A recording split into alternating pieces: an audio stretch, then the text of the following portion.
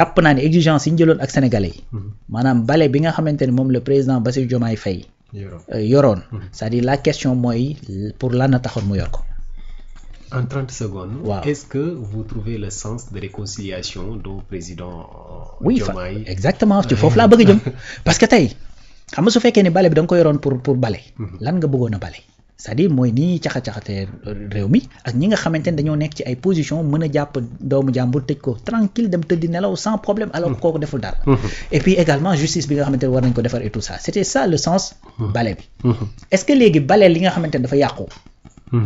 mais booy bale li yàqu mais ka ngay bale mais mënta am lu ko neex réew mi ñëpp mën ñoo àndandoo am lu leen neex ci réew mi président Bassirou Diomaye Faye 54,28% ñoo ko fal les 46% xëy na ànduñoo moom am na ci biir ñoo xamante ne sax bëgguñu ko laay wax am na ci ñoo xamante ne du question bëgg ak ñàkk bëgg mais tout simplement dañoo jàpp ne du woon ki nga xamante ne moo mën a régler seen ay l'homme qu'il fallait n'est-ce pas donc ñëpp mën ñoo àndandoo d'accord ci une chose ça c'est pas possible te ki nga xamante ne da ngay jël ay sanctions di ko teg ci kawam fii da ngay gis nit koo xamante ne day def njombe nit ñi teg ci seen bët xam ni moo def njombe nga wax mun la defuma xam nga donc beneen mbir la loolu beneen mbir la c'est-à-dire tey tu peux pas effectivement remettre réew mi président bi muy wax naan li ngeen di gis nii mooy plat bi ngeen commandé daa wexxat lan moo taxoon muy wax wexxat boobu c'était quoi le sens c'était le jubbanti là mais c'était le jubbanti parce que jub yaa koy def jubal yaa koy def mais jubbanti keneen nga koy def te keneen ki nga koy def boo ñëwee ba war koo jubbanti ça veut dire que moom ci boppam soit il est conscient soit il est inconscient mais nekk na ci loo xamante nekkul donc kooku du forcément dafay accueillir jubbanti boobu avec ses aises donc loolu nag su fekkee dafa am forcément dina am ñoo xamante ne danañ am lu leen naqari mais est-ce que au nom de ñooñu am lu leen naqari da nga war ne effectivement il faut que ma réconcilier le pays et puis da ngay réconcilier le pays c'est-à-dire tu vas réconcilier qui avec qui avec qui kan ak kan ñoo jote vouloir solutionner quelque chose alors qu'il n'y avait pas de problème. Mais il n'y a pas de problème. Parce que là, très sincèrement, résumé nga ko xam nga donc aujourd'hui bu fekkee da ngaa bëgg a jubóole tey bu fekkee da nga ne ñi nga xamante ne dañoo ñàkk seeni doom laa bëgg a jubóole ak ñi nga xamante ne ñoo leen xañ seen doom yi yow da nga xam ki leen xañ seen doom xamaguñ ko nga identifier ko ne diw la bu fekkee da nga ne non ki ñu torturé dama ko bëgg a jubóole ki ko torturé mais il faut d'abord nga xam kan moo torturé. Et surtout dama bëgg régner par exemple dans la paix et cetera est-ce que la paix ça signifie que ni voilà nañu jël lépp gas suul ñu nekk ànd ci jàmm dund di kaf di foo di ree alors que quand on parle de la justice on ne peut pas parler de justice sans la paix parce que tey buñ ne que justice soit faite c'est pour que am mi nga xamante ni peut-être il y a 2 ans 3 ans ci ginnaaw ñàkk na papaam ñàkk na doomam ñàkk na jarbaatam quelqu'un que nga xamante ni rey nañ ko après justice waxagu ci dara kooku pour mu am la paix il va falloir que justice soit faite je pense que loolooy paix soo bëggee régner ci paix quoi c'est-à-dire allez-y Lumumba da doon wax ne il y a pas de dignité sans justice et il y a pas de liberté sans dignité et il y a pas de liberté sans souveraineté Lumumba loolu la ça résume tout voilà très bien donc c'est-à-dire gis nga tey maanaam boo xoolee Rwanda dam meloon en 94 nga xool lii xew dans le Nord Kivu nga xool lii xew Soudan xool lii xew Mali di nga xam ni Sénégal jàmm am na fi exact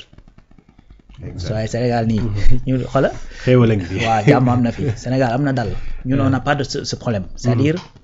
te maintien bi ñu koy def président bi discours am dafa tàmbalee ci kii nga xamante ne remercier les forces armées ñi ngi def un travail qui est extraordinaire c'est-à-dire ci côté boobu amuñu problème bu dee l'agression extérieure ak yu demee noonu même intérieur gis nga ministère de l'intérieur chaque jour mi ngi def liggéey bu am solo ngir dalal lool collaborant la police et la gendarmerie très bien bu fekkee sur le plan social nit ñi et cetera c'est-à-dire àddina moom moo mës a demee noonu chaque jour nga gis ñu jàppante ñu xuloo et cetera tribunaux yi boo demee chaque jour ñuy àtte ñoo xamante ne dañoo jàppante seen biir sur le plan politique le pays a toujours eu ay divergences politiques réew mi noonu la mës a doxee c'est-à-dire on fait partie des plus vieilles démocraties de ce continent donc ñun amuñu problème boobu réew mi problème bi mu am c'est tout simplement une justice qui doit faire ce qu'il faut par rapport ak ñi nga xamante ne dañoo loolu gis nga tey souvent je le rappelle 2011 on parle de 14 morts 2011 ba tey dara leeru ci xamuñu ku def ak ku deful pourtant ni mu amee woon ay vidéo ci 2021 ba 2024 am na ci ay vidéo yoo xamante ni en 2011 noonu la amee Mamadou Diop fii bi nga xamante ni oto mi ngi jaar ci kawam sax mais loolu des témoins mais xoolal mujjul fenn te gis nga li gën a graaw mooy dans un pays su fekkee yu mel noonu dafa am réglé wuñ ko c'est-à-dire le jour où buy amaat c'est-à-dire ça devient pire on parle de 14 morts en 2011 fu mu toll nii on te parle de plus de 80 morts entre 2021 et 2024 donc loolu il faut régler cette question il faut régler la question de la reddition des comptes question reddition des comptes c'est-à-dire pour ëllëg a tax c'est pas une du loo xamante ni juste nañuy jàpp ñii pour jàpp et cetera déedéet c'est-à-dire il faut da nga leen di jàpp parce que dafa am loi yu ko prévoir du fayantoo du dara yoon moo ko prévoir fexe ikanam li nga xamante ne alalu réew mi la te mu réer ñu xool naka lañ koy mën a récupérer te mais verrouiller de telle sorte que ëllëg ces dérives ne se répètent pas c'est ça l'ambition pour terminer foofu juste li ma doon wax sànq di wax naan entre président ak le premier ministre su fekkee divergence dafa am seen diggante